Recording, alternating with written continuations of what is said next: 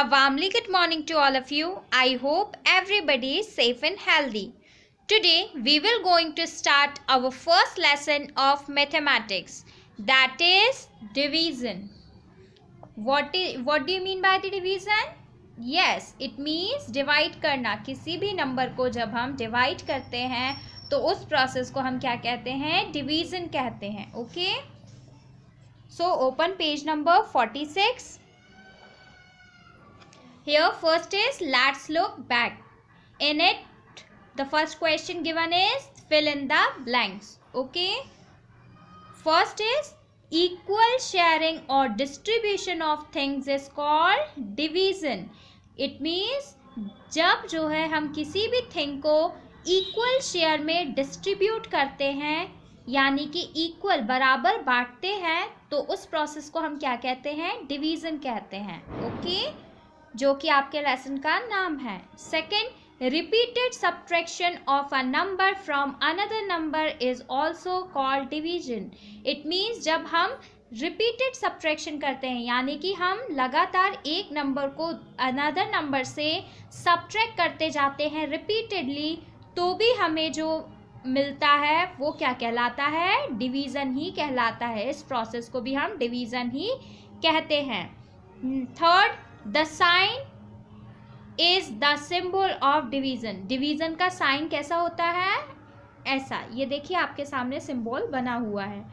Fourth, a division statement like 20 divided bye 4 is equals to 5 is also called a division fact. Okay, जैसे कि आपको एक statement यहाँ पे दिया हुआ है, इसको भी हम क्या कहते हैं? इसको हम डिवीजन फैक्ट कहते हैं. Okay, fifth, fill in the blanks.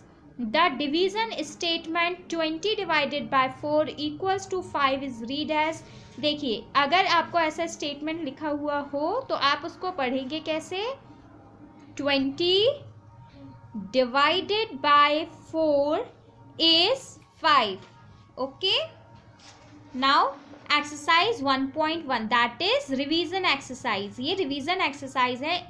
आप जो प्रीवियस क्लासेस में पढ़ चुके हैं डिवीजन के बारे में, आज हम पहले उसे रिकॉल करेंगे इस एक्सरसाइज में. Okay, question number 1, write down the given statement as division fact.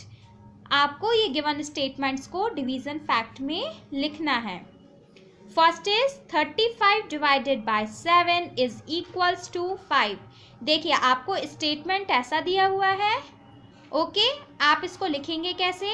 35 divide का आपने सिंबल लगाया, 7 इक्वल्स टू का आपने यहाँ पे सिंबल लगा दिया और 5 एज इट इज लिख दिया. नेक्स्ट देखिए, 36 डिवाइडेड बाय 4 इज इक्वल्स टू 9. तो क्या आप कैसे लिखेंगे? Sorry, here it is 36 not 34. Okay, 36 divided by 4 is equals to 9. Okay, next 72 divided by 9 is equals to 8. Okay, इस तरीके से आप इन्हें लिखेंगे. Now question number 2, how many trays are needed to carry objects in each case after division? Also write the division fact. आपको यहाँ पे बताना है कि कितनी ट्रेज आपको नीडेड रहेंगी ऑब्जेक्ट को कैरी करने में अगर आप डिवीजन करेंगे उसके बाद. ओके, फर्स्ट क्वेश्चन देखिए, 24 bowls, 6 bowls on each tray. अब आपको बोल दिया गया है टोटल कितने बाउल्स हैं आपके पास? 24 बाउल्स हैं और आपको 6 बाउल ईच ट्रे में रखने हैं. तो आप बताइए कि आपको कितनी ट्रेज लगेंगी. ओके, सो देखिए, आपने एक ट्रे अरेंज की, उसमें आपने 6 बाउल्स रख दिए. काउंट करिए, 1 2 3 4 5 6. अब 6 हो गए. फिर आपने नेक्स्ट ट्रे ली, अगेन आपने उसमें 6 बाउल्स रखे, क्योंकि आपको क्या बोला गया है? हर एक ट्रे में 6 बाउल ही आएंगे. तो आप काउंट करेंगे इस तरीके से कि टोटल 24 बाउल्स कहाँ पर कंप्लीट हो रहे हैं. तो काउंट करिए, 1 2 3 4 5 6 7 8 9 10 11 12 13 14 15 16 17 18 19 20 21 22 23 एंड 24. अब आपने क्या देखा कि आपको 4 ट्रेज लग रही हैं टोटल 24 बाउल्स को रखने में, और ईच ट्रे में कितनी बाउल्स हैं? 6 बाउल्स हैं. तो वही स्टेटमेंट आपने नीचे लिखा, 24 divided in equal group of 6. आपने 24 बाउल्स को कितने ग्रुप में डिवाइड किया? 6 में, क्योंकि 6 बाउल्स ही रखनी है आपको ट्रे में। गिव्स 4 ग्रुप्स, तो ये आपको कितने ग्रुप्स दे रहे हैं? 4 ग्रुप्स दे रहे हैं, यानी कि आपको कितने ट्रेज की जरूरत पड़ेगी? 4 ट्रेज की। ओके, दस वी नीड 4 ट्रेज, इसलिए आपको 4 ट्रेज की नीड होगी। तो आप इसको डिवीजन फैक्ट में कैसे लिखेंगे? 24, that is total number of bowls, and each tray carries 6 bowls, that's why we divided here by 6. Okay, so how many trays we needed?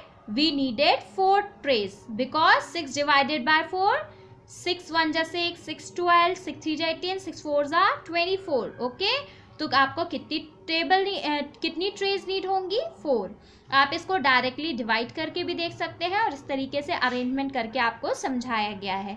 Next question देखिए, 16 ग्लासेस 4 ऑन ईच ट्रे। अब आपके पास total कितनी glasses given है? 16 glasses हैं, और बोला गया है कि हर एक ट्रे में 4 ग्लासेस होनी चाहिए। तो आप बताइए आपको कितनी ट्रे की नीड होगी अगर आपको 16 ग्लासेस टोटल रखनी है? तो देखिए, फर्स्टली आपने फर्स्ट ट्रे में कितनी अरेंज की? 4। आफ्टर दैट आप 4 और अरेंज करेंगे तो टोटल कितनी हो जाएंगी? 8। अब कितनी ग्लासेस रिमेनिंग बची? 8। तो अगेन आपने एक ट्रे लिया, उसमें आपने 4 ग्लासेस फिर रख दी, तो कितनी हो गई? 1 4 4 8 4 3 12। ओके, अब कितनी ग्लासेस लेफ्ट बची आपके पास? 4 ग्लासेस। तो आपको एक ट्रे की और नीड होगी, तो टोटल कितनी ट्रेस आपको लगी? 1 2 3 एंड 4। तो आपको ये क्लियर है? आपको 16 ग्लासेस रखने के लिए आपको कितनी ट्रेज लगेंगी? 4 ट्रेज की नीड होगी, बिकॉज 4 एक ट्रे में 4 ग्लासेस आ रही हैं। ओके, तो आप इसको कैसे लिखेंगे? 16 divided in equal group of 4। 16 कितने ग्रुप में डिवाइड हो रहा है? 4 इक्वल ग्रुप में डिवाइड हो रहा है, गिव्स 4 ग्रुप। तो ये आपको कितने ग्रुप्स दे रहा है? 4 ग्रुप्स। दस वी नीड 4 ट्रे, इसलिए आपको कितनी ट्रेज लगेंगी? 4 ट्रेज लगेंगी। और आप इसको डिवीजन फैक्ट में कैसे लिखेंगे? Directly 16 divided bye 4 is equals to 4। Okay, similarly आपको सी और डी क्वेश्चंस करने हैं। ओके, नेक्स्ट क्वेश्चन देखिए, question number 3, complete the following division fact. अब आपको ये डिवीजन फैक्ट को कंप्लीट करना है। इट इज सो सिंपल, आप जैसे टेबल पढ़ते हैं ओके वैसे ही आपको पढ़ के इसको यहाँ पे आपको उसका आंसर लिखना है। 6 का टेबल कितने टाइम्स आप पढ़ेंगे कि उसमें 54 आता है क्या 6 के टेबल में? फर्स्टली आप ये बताइए। यस आता है, तो कितने टाइम्स में आता है कि कंप्लीटली 54 जो है आपका क्या पूरा डिवाइड हो जाएगा? रीड करिए 6 का table. Yes, 6 9s are 54। Yes, 6 के टेबल में 54 आता है और कितने टाइम्स आता है? 9 टाइम्स आता है। तो आप वो 9 यहाँ पर लिख देंगे और ये कंप्लीटली डिविजिबल हो जाएगा 6 से। नेक्स्ट देखिए 7 के टेबल में क्या 35 आता है? रीड करिए 7 का टेबल। यस आता है, कितने टाइम्स आता है 35? 5 टाइम्स आता है। तो आप यहाँ पे 5 लिख देंगे, वही आपका आंसर होगा और ये कंप्लीटली डिविजिबल हो जाएगा। रिमाइंडर कुछ भी नहीं बचेगा, 0 रिमाइंडर आएगा। नेक्स्ट देखिए क्या 6 के टेबल में 18 आता है? यस आता है, कितने टाइम्स आता है? 3 टाइम्स। तो आप यहाँ 3 लिख देंगे। ओके, इसी तरीके से आपको ये रेस्ट ऑफ क्वेश्चंस करने हैं। Question number 4, give division facts for the following repeated subtraction.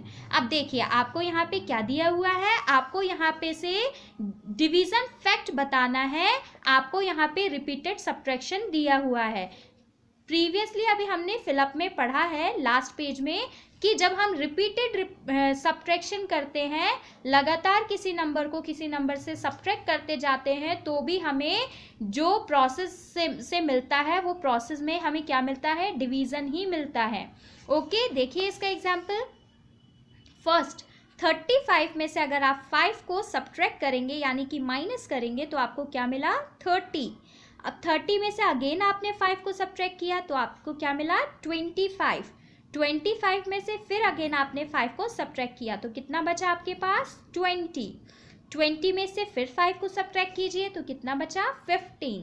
15 में से अगेन 5 को सब्ट्रैक्ट कीजिए, कितना आया 10। 10 में से अगेन 5 को सब्ट्रैक्ट करेंगे तो कितना आएगा 5, और लास्टली 5 बचा। 5 में से अगर आपने 5 को सब्ट्रैक्ट किया तो कितना आया आपके पास आंसर 0।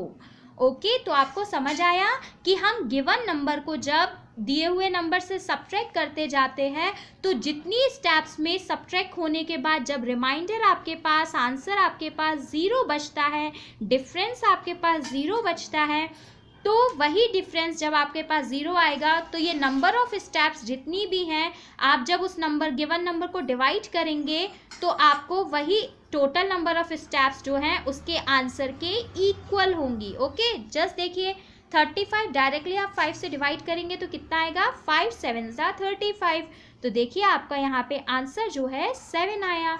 और अब जब सब्ट्रैक्ट करेंगे, रिपीटेड सब्ट्रैक्ट करेंगे तो आपको क्या मिलेगा, कितने स्टेप्स मिलेंगे 7 स्टेप्स। तो आपको ये क्लियर है कि आपका आंसर जो है इक्वल होगा। इसी तरीके से आपको ये बाकी क्वेश्चंस करने हैं। ये देखिए यहाँ पे टोटल 6 स्टेप्स हुई और यहाँ पे 3 डिवाइडेड बाय 18 करेंगे तो भी आपको आंसर 6 मिलेगा। यहाँ पे टोटल कितनी स्टेप्स हुई आपको सब्ट्रैक्शन में 8, और आप डायरेक्टली 6 को अगर 48 से डिवाइड करेंगे तो आपको कितना आंसर मिलेगा 8। ओके, इसी तरीके से आपको ये एक्सरसाइज के रिमेनिंग क्वेश्चंस करने हैं। Here your exercise is completed. I hope आपको डिवीजन की फर्स्ट एक्सरसाइज क्लियर होगी। Thank you.